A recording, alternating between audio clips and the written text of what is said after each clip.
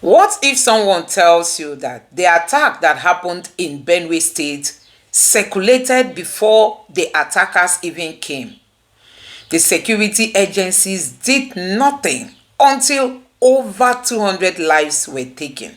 So guys, it is becoming clearer now. People are beginning to share that they actually heard these people were coming. You know, both the security agencies and the residents of Benue State, they didn't do anything until more than 200 persons' lives were taken. So guys, I'm going to allow you to take a look at this video where this man has come out to talk about what happened in Benue State. He's also a northerner and he is not happy with what is happening, how the security agencies are very complacent with what is happening. It has happened. It's as if this is the end. Another one is still going to happen if nothing is done. Now take your time and watch this video. Let me know your thoughts in the comment section below. Now take a look.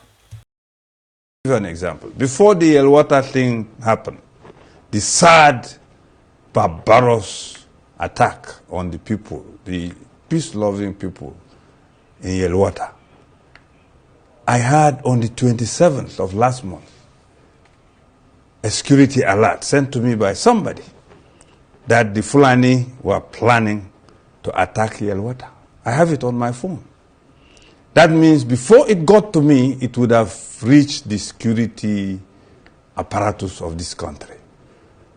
Unfortunately, when you see a government where deliberately, Mr. President, irrespective of my appreciation of his visit to Benue, whether it achieves some objective or not, at least it's better than that of the former president. He appointed the NSA, a Fulani man, the Chief of Defense Staff, a Fulani man, the chief state, what do you call him? The Minister of Defense, Fulani. The Minister of State Defense, Fulani. Now, when such information reaches these high offices, do you think it will go beyond that? It will not. But those are just allegations. It is not issue. Whether it is an allegation, a security report, if an ordinary citizen like me can have it forwarded to my phone by somebody, and you can authenticate the source of that the security apparatus in this country would have had it. The DSS would have investigated it. The DIA would have investigated it. They would have confirmed. But when the people at the top are people who belong to those ethnic nationalities, being under consideration or under probe, then what would become of it? Nothing. So if on 27th, an ordinary person like me got a wind of this thing, and it came and happened, and people were massacred, over 200, then you know there's something wrong in this country. What the Totif said is correct. Just add to that and say it is being driven by Islamization and Fulanization. Okay. It's a spectrum, you know, so you can't rule out something. But the center of gravity is what they should look at. And what is it? I'm saying it on this channel. It is the sponsor of Boko Haram and bandits. And speaking about the sponsors, you know, when you say the DSS, and yeah, they could be listening to you, but so they profile, part of their responsibility is to profile all of these persons before they either vie for elections or before, excuse me, they are nominated for any of these positions. Doesn't that happen? Don't they get intel and say, look, this and this is what we found, and then we don't think that this should proceed further? Doesn't that happen? It does. You know, when I worked with the DSS in 2007, because when Yaradua approved the operational order that we did, we now have to work together as a team. He actually forced all of us to sit down together and work together. I was surprised at the tremendous amount of information had by DSS. I was shocked. We in DI, I was in Defense Intelligence Agency, and when they were forced to bring out the files, I was shocked. They have so much information at DSS presently, as I'm talking about what I'm talking about. They have. But you see, if a fish is going to get spoiled, it's going to start getting spoiled from the head. The DSS will not do anything except the Commander-in-Chief's body language shows that this is the direction I want to go. That is where the problem is. The DSS has tremendous information. By the time 2023 is here and somebody take over and wants to undo some of this evil that I've seen in this country, you'll be surprised names that the DSS will bring out. They have the information. There's nothing I'm going to say here that they don't have. The defense headquarters have the solution for the kinetic aspect. They do. I'm not going to come here to advise them. I work with them and they're still there. The chief of naval staff was in the intelligence with me. We were together in Defense Intelligence Agency. That's Vice Admiral Gambo. I know these people are good. They know what to do. It's not that they have problems.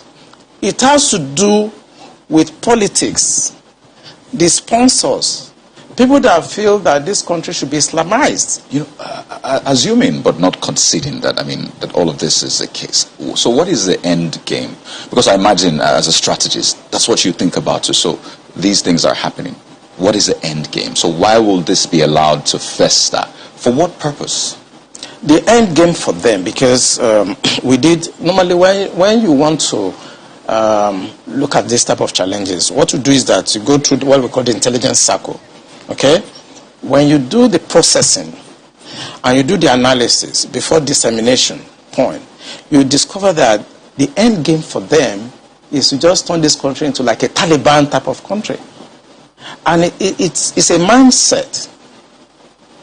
And anything goes.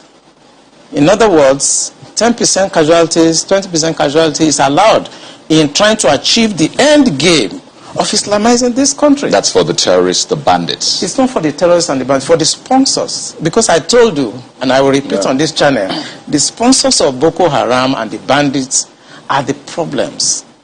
And defense headquarters, the army headquarters, the naval headquarters, the air force cannot do anything about that. Buhari has to do something about that. The Interpol has the list of those people that are sponsoring Boko Haram. I work with Interpol. They should ask, if they don't know, they should ask. The government of Dubai, they have the list of those people. During the trial of those people that were caught, names were mentioned. They have the list. The government also told us that they've arrested 400 sponsors of Boko Haram. Why should the government not try those people and bring peace and harmony and safety to this nation? Why won't a government do that? Let it be known that the Nigerian police force is not retreating. We are not reactive. We are proactive. We are repositioning, reinforcing, and ready for the challenges ahead. These assets are not just machines. They are declarations of our purpose. And to those who threaten the peace of this country, our message is simple. We are coming for you strategically, swiftly, and without hesitation. Together, we will build a stronger, safer Nigeria. Together, we move forward. May God bless the Nigerian Police Force and the Federal Republic of Nigeria. So guys, this is one of the challenges we face here in Nigeria. The security agencies, some people tell you the media is the problem, some people tell you the security agencies are the problem, some people tell you that the Boko Haram members that have been pardoned are reintegrated, and some of them even find their way into some of these security agencies and all that. So the challenges Nigerians are facing are huge. You know, there you don't even go to the body language of the president. During the time of Buhari was behaving as if it was not human life. Tinubu again has come. The problem is it that because they are very old, they don't understand the words of life again? I mean, during the time of Buhari, we didn't see him react. You know, he only said shoot aside anybody carrying AK-47. Did we see the security agency say they shot even one person? He just made that statement for making sake. And now Tinubu has come in again. Tinubu is following everything, the blueprint of Buhari. Tinubu is not shaking his body. He went to Benue and was telling the people of Benue to share their lands with the people that, as in, accommodate your brotherhood, something like that. That was exactly what Buhari said during his time. These people are doing all these things because they need votes from the northerners. They cannot call a spade so that they don't lose elections. So guys, after all, election in Nigeria is never said to be credible. They always have their way out. So why are you scared of saying the truth? When you know during election, INEC is in your hand, INEC is your puppet. You know how to manipulate INEC to give you the kind of results you want. Why are we not going after these headers that are buying people and giving Nigeria a bad name? I mean, people would think there are attacks happening in Nigeria. You think it's every part of Nigeria. You don't know that it's mostly in the north. But whether the region does not matter. How do we stop all this? That's the question Nigerians should be asking. Now that it is being said that the security agencies knew about the attacks and yet they did nothing. It's really, really so sad that we had to lose all those too many people, more than 200 persons. Their lives were taken, cut short because of the carelessness of our government, carelessness of the security agencies. Anyway, guys, I don't know what you make of this. It's really so pathetic to hear that people, as in the information actually circulated, but the people of Benue did nothing. They couldn't raise alarm. The security agencies did nothing. The question remains, who are the ones behind the buying of people in Benue? Who are the ones sponsoring these bad guys to go ahead and begin to butcher people? Like, these people don't spare old, young. They don't even consider anybody. Any person is their enemy. So you can imagine entering a community and you just set places ablaze and more than 200 lives gone in one day. This is really so pathetic. So guys, I don't know what you make of this video. Let me know your thoughts in the comment section below. Please don't forget to subscribe to the channel, turn on the notification bell. Please give this video a like so that YouTube can recommend it to others, and drop your thoughts in the comment section below. Thank you.